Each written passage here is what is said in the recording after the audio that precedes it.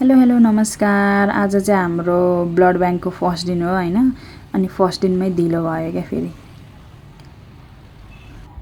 यहाँ चाहिँ हामीले एकदम मान्छे कुरेर बसिरहम के म्यानेजरलाई आउनु नै भएको छैन। के भयो तिमी अब दिनदिनै 10 दिन मनिषसँगै त अनि विद्या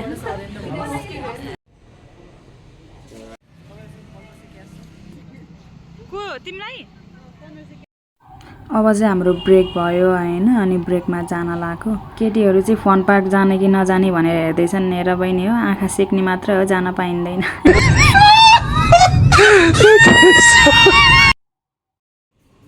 खाजा पनि आइसक्यो। यहाँ चाहिँ हाम्रो होल ब्लड छुट्याएर राखिरहेछ। हामी चाहिँ खाजा पछि आएर हेल्प गरेको थियो। अब चाहिँ हामी हाम्रो सबै काम सकेर ड्युटी सकेर नि घर हिँडेको है त साथीहरू। आज चाहिँ फर्स्ट डे भएर कतादेखि जाने, कता नजिक पर्छ, कता टाढा पर्छ भनेर यसो हामी विचार गर्दै हिँडेको कि। अनि आरएनएससी हुँदै आयो भने चाहिँ सजिलो हुँदो रहेछ। जमल हुँदै आयो भने चाहिँ एकदम गाह्रो हुँदो रहेछ। धेरै लामो पर्दो रहेछ कि बाटो। झ्याउ भयो।